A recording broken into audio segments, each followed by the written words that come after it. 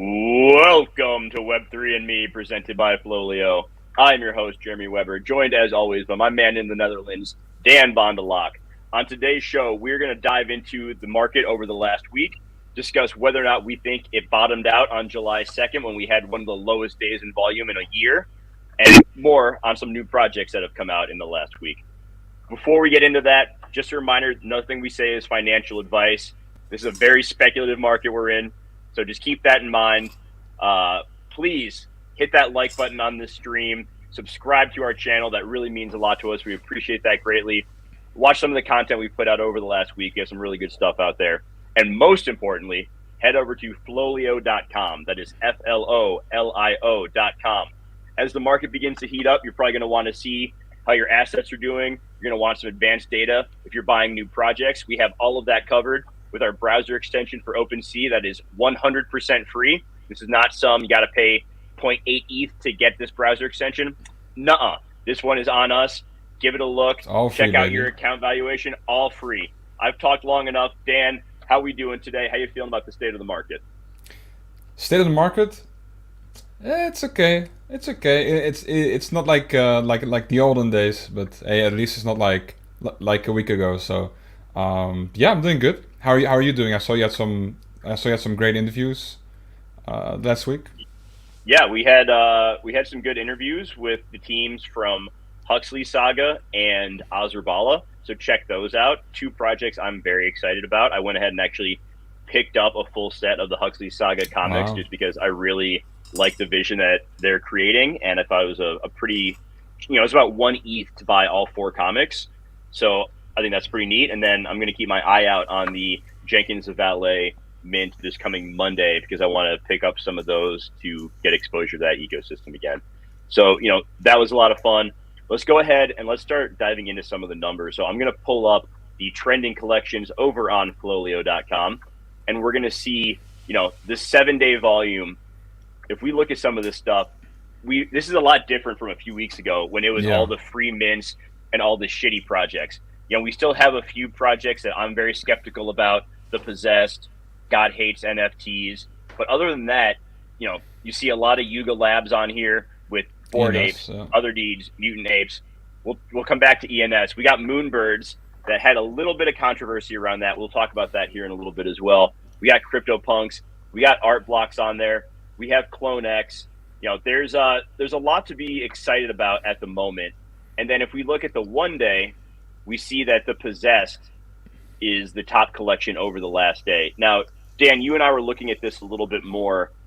I'm very skeptical about this one being a potential just full-on cash grab. Mm-hmm. Would you agree on that based off of some of the numbers we looked at? I mean, only basing this off the fact that it's just another one of these projects. Nothing really creative or unique coming to light, and the fact that they've been around since January 2022 in a period where everything was minting for 0.08, 0.04, normal, quote unquote, normal mint prices, and they've been cooking this up for like half a year for no real reason other than, I guess, building traction, building hype. Started minting pretty much exactly what Invisible Friends did, build up hype over a long period of time. Yeah, exactly. And then eventually they decided to mint. I think it was a few days ago, last week. Yeah, it was near the end of June. They did 2 different mints. They did the allow list mint that had a 5.5k supply, and that sold for 0.25 ETH, which is still a lot of money. And then they had the public raffle, which had a 4,500 supply, and that minted for 0.35 ETH. So, I get that Ethereum is down, and when you're creating these projects, you have to figure out how much runway you need to really deliver value to your holders and to, play out the vision that you have for the project. But man, that is a lot of ETH. That's about $3.5 million with the current price of ETH. That's a sizable amount of money, especially in this market when you had projects like Goblin Town that minted out for free that were able to build up based off of what they produced and how they're kind of evolving. So I think, to me, that is a bit of a red flag to have that high of a mint price, because you already have the expectations very high that you have to deliver. And just briefly looking through their stuff, I don't really know what they're trying to do. So Yeah. they're talking about trying to unlock people's creativity, and that may be the most vague thing I've ever heard. So I'm not really sure what exactly we're doing here, but Yeah. you know, people tend to like the art. The team, I don't know what it is, but it's done very well over the last week. That's for sure. Yeah, and like don't get me wrong, I don't necessarily think high minute price equals cash grab. It's mostly for me the fact that, like you mentioned, like there's stuff that they're saying is like, oh yeah, unlock your creativity and yeah, we're building guys, that kind of stuff. Because I'll talk about this project in a little bit later, but there's this football club NFT basically that are minting today, and it's also 0.35. But if you look at the stuff they have planned, like you know what you're getting into, and I think that transparency is just much appreciated. I think. 100%. If we continue to look at the 7-day trending, at the very top is ENS. This has been, to me, some of the most speculative stuff I've seen in a while. Like, Mm-hmm. I own a few ENS names, almost partly as a joke, but one of them is JWeb.eth, so I have like my own nickname as an ENS. But a lot of the volume is being driven by these numbers, like the Yeah. number ENS, the 3 and the 4-digit number ENSs have been going absolutely crazy. For those who don't know, ENS is Ethereum name service. So essentially like a website name on the Ethereum blockchain. So you can set it to where your MetaMask address, instead of a collection of numbers and letters, for me, it's jweb.eth. So if you want to send me, some free money because we do such a great job on this show, you would just send it to jweb.eth. But there's all these different numbers, and people got into like Arabic ENS domains Yeah, and like Japanese. Chinese numbers and Japanese, and then they put flags in front of numbers and made a thing of it. Yeah. And like to me, none of this makes not much of this makes sense. The companies, the big name companies, or like if you have a really good name or something, ENS, okay, I get that. But all of these random numbers and palindromes and all this stuff, I just don't see it really holding a lot of value long term, and I'm just staying far away from it. I don't. I understand the fact that people want names in general, because I've dealt with like online like names on different games and stuff in the past, but going down the rabbit hole as far as American flag, 8887,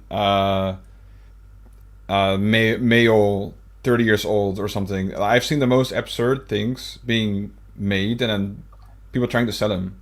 It just kind of it's kind of next level, I think. Yeah, so definitely a trend I'm not getting involved in. We had some other pretty interesting stuff happen this week. So on Wednesday, Yuga Labs did the first kind of load test, as they called it, on the other side. So essentially, they had the owners of other deeds could log in for there's about a half-hour window, and you could jump in and just kind of play around in this open world that Improbable Studios made. I think it reached a capacity of about 2,500 people. A few people had some issues getting in at first, but overall, I would say it went fairly well. It sounded like it wasn't really glitchy at all. There wasn't any lag. And this was about 2,500 people all in a very condensed area. So I would say the first test for Otherside was very positive. They're going to do a similar thing tomorrow. I imagine that they're going to add a little bit more to it. And then the following Saturday, July 16th, they're going to have the first voyage for Otherside. So it'll no longer just be a blank area for people to run around in. It'll be the actual Otherside that we've seen in previous videos and demos. So that's pretty exciting. Dan, based off the reaction you've seen, videos you've seen, as someone who you don't hold any other deeds, correct? No, no. Okay, so I want your perspective first, and then I'll give mine on how you're viewing the other side right now, and what do you think the future holds for that?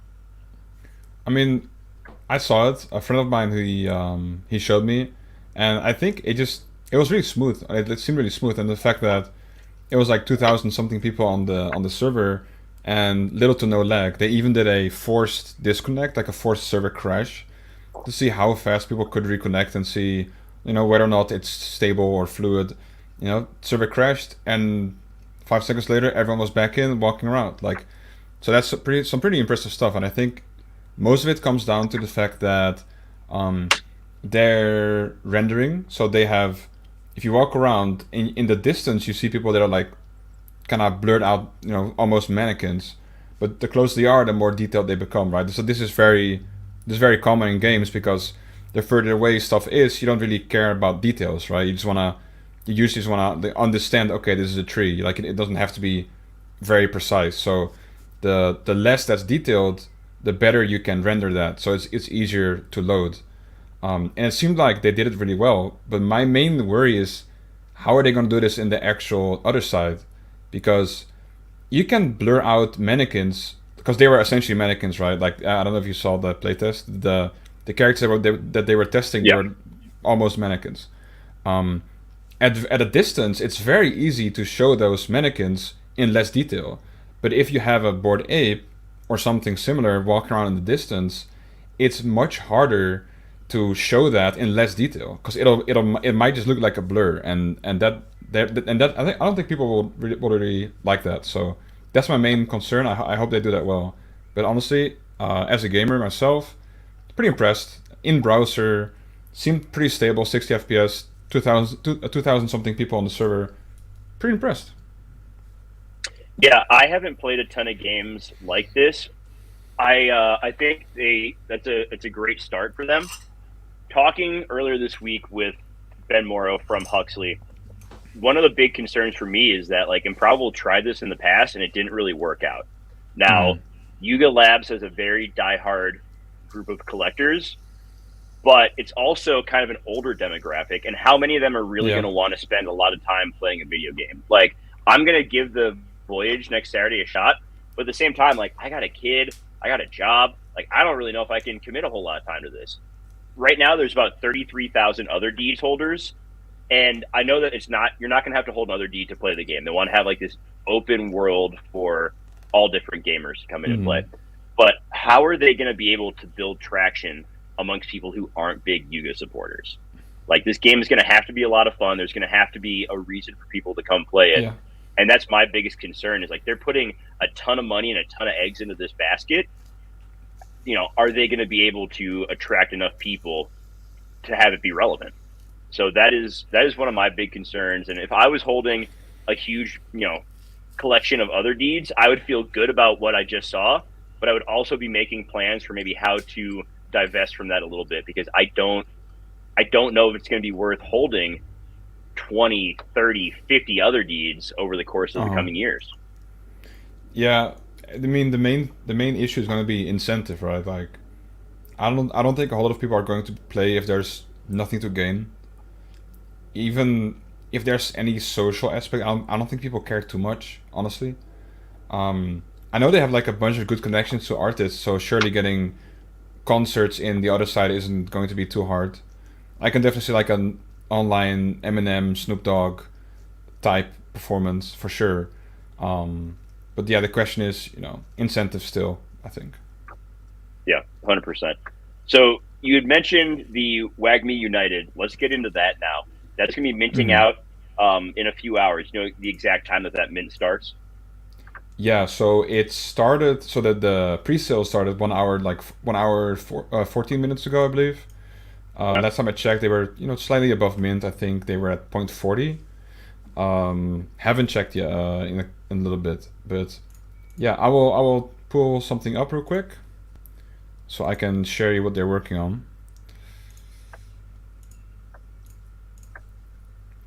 Can you see this? There we go. So their ambition is to give fans a meaningful voice, to reinvent broken legacy sport management models, and to take Crawley Town FC to the Premier League. So it's obviously very big aspirations, big dreams. So they're a Web3 football team essentially, and they let everything, all the decisions the holders can make. So, new signings like, oh, do we replace our goalkeeper, for example? Some pretty fun stuff. And then over here they kind of go over some of the stuff, some of the use cases or stuff you can get when you mint. So special input on the future of the team, and limited edition Adidas, Walkman United, and Chromie Squiggle jerseys. So they have really cool jersey that's partnered with Adidas, and they have like a very cool chromey squiggle on the front. So that's very cool, very cool. Some more limited edition stuff, RO events, behind the scene footage, MA players, all this good stuff. So the interesting thing is that they're partnered with some pretty big names. Like so I believe, so I know they're partnered with Gary V, G Money, but the question is, how involved are they? Because I believe they're actually like very involved, but I personally do not know to which extent they are. But Yeah, and yeah. how are they really capable of running a professional sports team? I'm on their website looking through some of the team, and Daryl Morey, who is actually the president of the Philadelphia 76ers basketball team, Hmm. he's involved, which is great, but he also is running his own team that is even bigger than this one. So, he'll be able to, I'm sure, provide some advice, but I doubt he'll be too involved in the day to day. I looked through this list of their team, Hmm. and yeah, there are some like well-known names in the world of NFTs, but I don't care that G Funk or G Money or Snowfro is particularly involved in this, because like, what is that really going to do Yeah. for running a football team? Like, they put Hmm. all these names on here just to be like, oh wow, this person's involved. But I mean, who really cares? Like, Yeah. it's to Yeah. me, it's not a selling point. It's like I mentioned. The question is, well, yeah. In general, it's not a selling point, but also to which extent are they, right? Like yeah, it's cool that their names are there, but like if they could be more specific, like, oh yeah, Gary V, he does the marketing or something with like his Vayner Media company or something. That to me would seem way more interesting than, oh yeah, also a team, yeah, Gary V. Yeah, Yeah. we got Gary V guys. Um, but yeah, that's interesting. So in an hour 40 minutes, their waitlist starts, and Okay. if there's still supply, I'll probably pick one up just because it seems fun, honestly. And I'll take the Adidas Chromie Squiggle jersey any day of the week. It seems cool.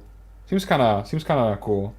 Okay. And in general, I know it's near impossible for them to go to the Premier League, of course. Yeah. but but yeah, just imagine. I don't know. It seems fun to me, honestly. I mean, they say on their website that they're going to take Crowley Town to the Premier League. So if they don't, I'm there's a assuming. lawsuit right there. I know they signed a bench player from Liverpool, at least. So that's pretty Okay. interesting.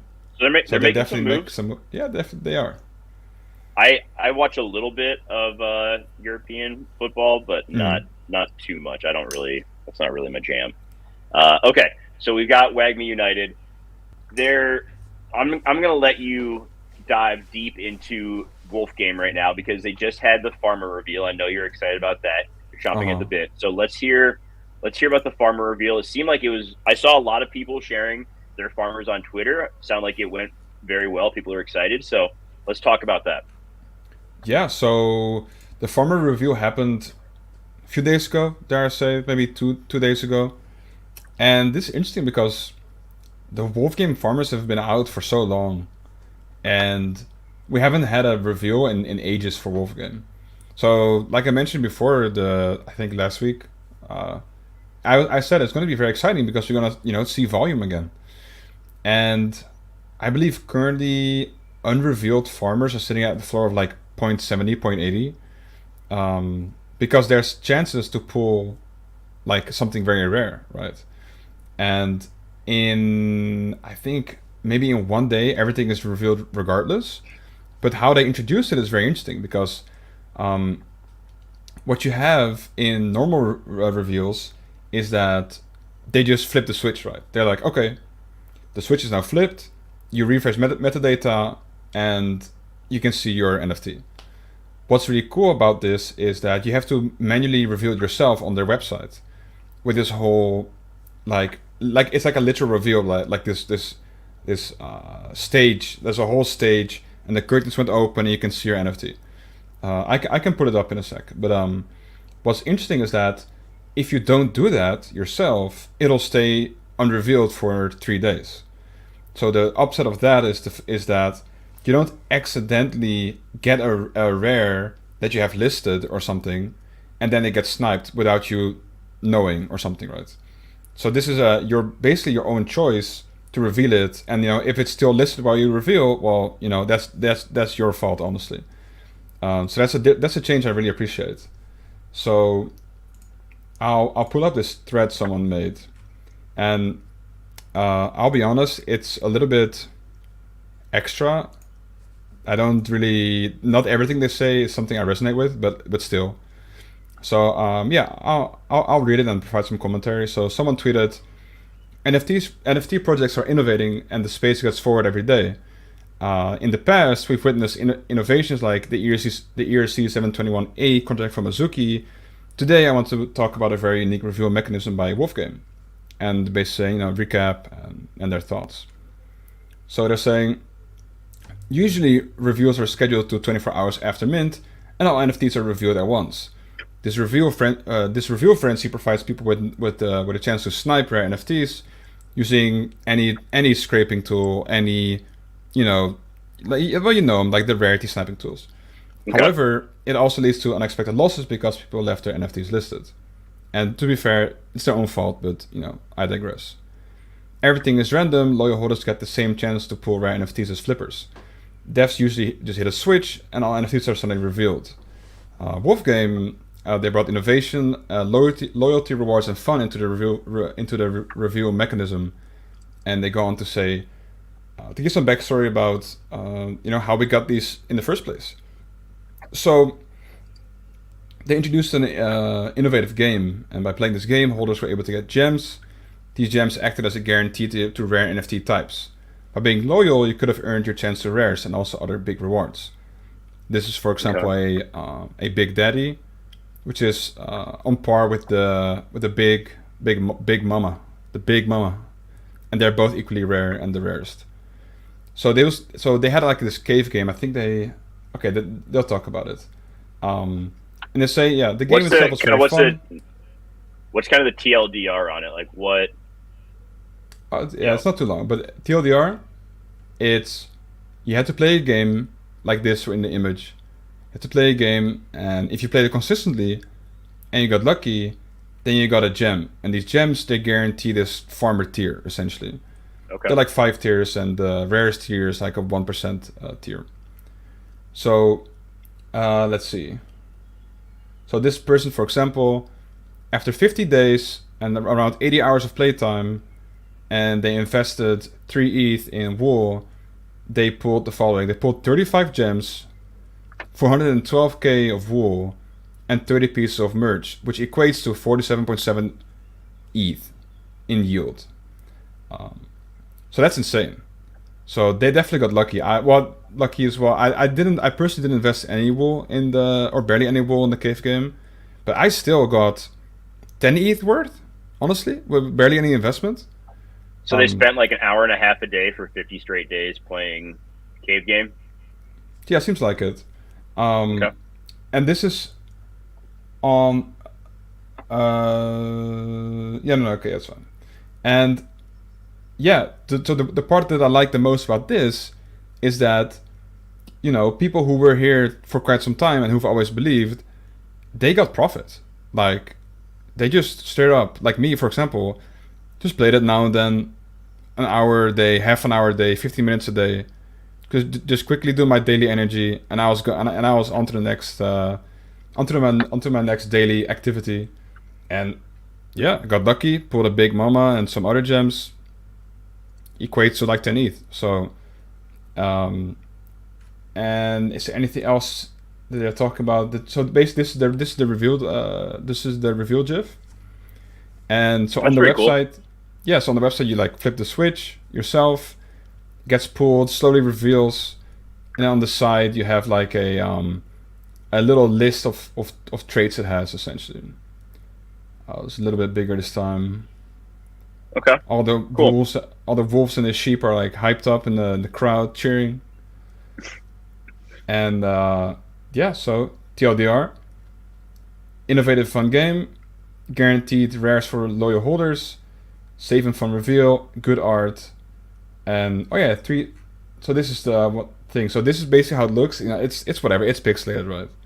Hmm. But then also you had this little zoomed out version, and then soon something else, as some animated walking GIF or something. Okay. So yeah, they did well. They had like 300 ETH in volume in over the last 2 days or something, compared to the usual, between 10 or 20 ETH in volume. So yeah, they did well and people love it. That's the TLDR. Okay. Very cool. So, and is that happening soon as well? It should, yeah. We don't know yet because they're always very cryptic, but Yeah. it's safe to say next month or the month Okay. after that. So yeah, And then they're and then still it's go targeting, time. they're still targeting Q4 for the game, correct? Yeah, correct. Okay. So, still Wolfgame plugging away. I think that's another really good one to keep your eye on.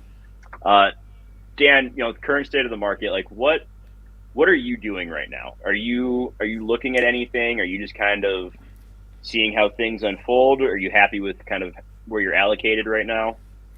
I'm happy where I'm allocated. I'm trying to get some profits from Wolfgame because I've been buying for quite some time, Yeah. and I got to a point where I was like, because I'm trying to sell my big mama, I think, for around 5 to 6 ETH, and then just taking that and just seeing where I can reallocate those funds. So Okay. honestly, not doing too much buying, mostly looking, following the news, keeping up with all my Wolfgame stuff, and it's interesting because it's hard to sell something for a project that you believe in, right? Hmm. But at one point, you just have to. Oh, well, so actually, maybe talking about this, you mentioned to me that you sold your Bored Ape. That you sold your Bored Ape. So maybe you want to talk about that a little bit. Yeah. So I sold one of the apes. I own 50% of that ape that was sold yesterday. I still have 50% of another ape, so I'm not Hmm. completely out of it. There's still a few mutants and a couple dogs, so I still have Yuga assets. This was an ape that we picked up last year for about 15 ETH when ETH was around 3K. Yeah. Sold it yesterday for 99 ETH with that same ETH being around 1200. So it was about a 6x return on investment from an ETH standpoint, but only about a 2.5x from a US dollar standpoint. So Yeah. from the purpose of like taking profit, minimizing tax obligation, because I still very much believe that ETH is going to go up long term. So to be able to, take profit in ETH, but have the tax obligation be considerably lower than that ETH profit, I think was a win-win. Not financial advice, I'm not a tax expert by any stretch of the imagination, but Hmm. it felt like the right thing to do. I still think there's a lot of risk, especially with how high that price is for Yuga. Like, I would rather have the 47 ETH back, from my share of that mute or that ape, and just kind of let that grow long term. I think there's a lot of potential there. So, I'm currently I moved that money to USDC. I'm keeping my eye out because I do think ETH is going to come back down a bit, and I'm going to probably rebuy. And then from there, I want to figure out, because I think that we did hit bottom. I do think that Yeah. we're going to look back and that July 2nd day where we only did like 11 million on OpenSea volume, I think we're going to look back and see that was the local bottom. And I'm not saying that we're going to hit a huge spike up, but I do think that we are on our way to slowly building. And, let's, I think that there's a lot of projects out there that are still undervalued, especially if you look at their all-time highs in both ETH and, for me, USD. So, I'm keeping my eyes on things like CloneX, continuing to, I'm not looking at Doodles. I think that they've kind of stepped Hmm. in it a few too many times. Bored Apes and Mutant Apes have started to pick back up. I still think I have enough exposure to that. But I think that there's, stuff like Jenkins the Valet, what they're building, these community focused projects that have a long term viewpoint, I think are still very, very good bets. Yeah. I'm personally not sure about Doodles either. I think it's too risky. I think it's way too volatile at this point. Potential to go up, like massive potential to go down as well. Mainly, it's all gonna be around, can they can they successfully get the attention of the mass audience? And if they don't, it's just a fail, right? They're gonna I go to mean, flow, and no one's gonna care, and then it's gonna be like horrible, right? yeah, look at what happened with this Genesis box. I mean, that was like Yeah, what, a week ago, and it minted out. First off, they dropped like 24,000 of these Genesis boxes like right after they did the duplicator reveal. So, you have your loyal holders who have been staying with you. They got their duplicators. They had the reveal. Most of them were the uncommon ones.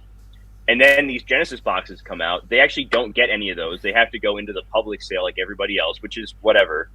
But they add 24,000 of these Genesis boxes that we don't even know what they truly do. The price on those has gone down from 0.5 to 0.36 in the last week.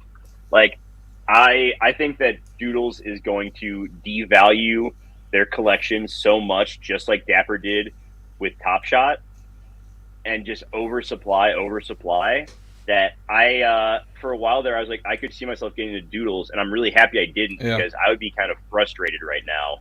I know that they want to bring a million people or whatever, millions of people into their ecosystem, but going from 10,000 to a million, it's like they're trying to rush that process.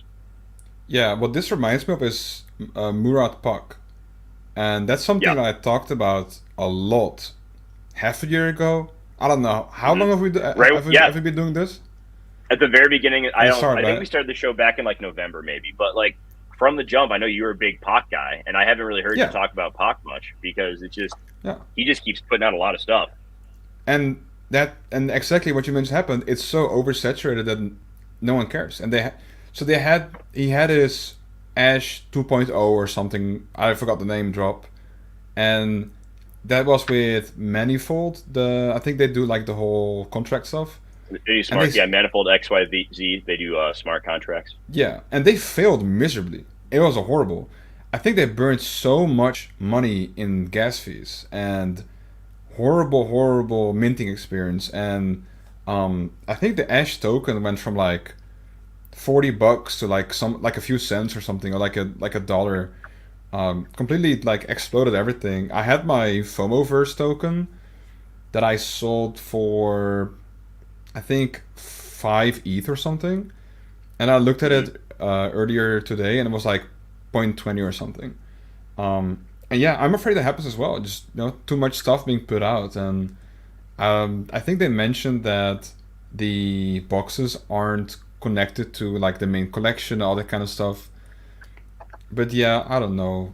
I think someone crunched the numbers, and there were like 3,000 new holders. So like 3,000 people that have a box but do not have a doodle, or the other thing. I forgot what it's called, the mutator or the Okay, something something. So I guess gotcha. they did well in that regard. They got more people into the ecosystem. But is it the ecosystem though? That's what I'm wondering, because it doesn't seem like it is. Yeah, you know, right now I think with both crypto and NFTs, there is a lot of potential to have some really good returns over the coming years. There's also the potential to see that money go to zero. So Yeah. I think you got to be really careful navigating these waters and not just jumping into every project that pops up. We've seen projects that we thought were going to be really good long term, like World of Women. They've really struggled lately. They just had a airdrop for holders that, you know, the floor price is very low. It's 0.15, very little trading volume on it. They're trying to build up more lore and more story around their brand, which is great, but that's been a big struggle for them. So I think a lot of people are afraid to spend any money right now, which is understandable, but it's also in hindsight usually the best times to do it. So Yeah. I'm keeping my eye out, and I plan on redeploying some money here very soon, because I think that we're going to see eventually the cream will rise to the top.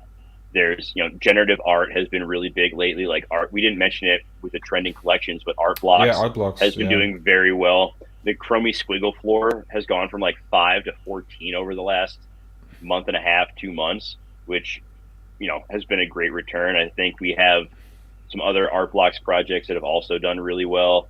Generative art feels like it's hitting a good point. I think we still have not seen the photography phase of things. So that is one area I'm looking at is, people are moving toward, away from PFPs and more toward, quality art. And I think photography is going to have its heyday. So that's one place that I continue to keep my eye on as well. Anything else you want to touch on before we close it out for the day, Dan? In terms of photography, I'm amazed that the Drifter, that the Drifter Open Edition is doing so poorly as well. A Day Out, I think. What's it called again? First Day Out, I think. First Day Out. Yeah, I looked at it. Yeah, not doing well.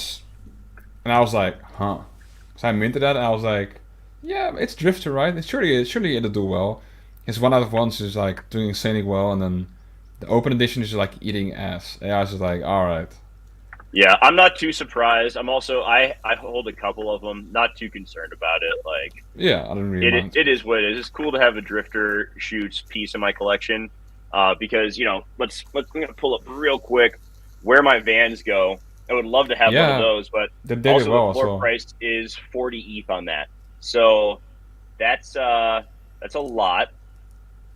Which maybe long term it'll go up to 200 ETH a piece. I'm not really sure. There's only 124 of them, so it's definitely a possibility. But you look at some of the bigger things like ringers for cadenzas, autoglyphs. A lot of this art is having some strong recoveries. I remember it wasn't too long ago that cadenzas were trading in the 40s, and I believe those are back in the 80s. Wow. So some of these high art projects, 83 is the floor on cadenza. I don't think because it's such a high price, there isn't a ton of activity on them, but we've seen them, in the last month, we've seen a good number of sales ranging from 60 ETH all the way up to 115. So there's still a demand for these, ultra high quality, limited edition pieces of art. So definitely something to keep in mind.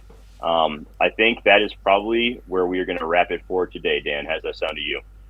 It sounds unfortunate, but all great things must come to an end, right? That truer words have never been spoken, buddy.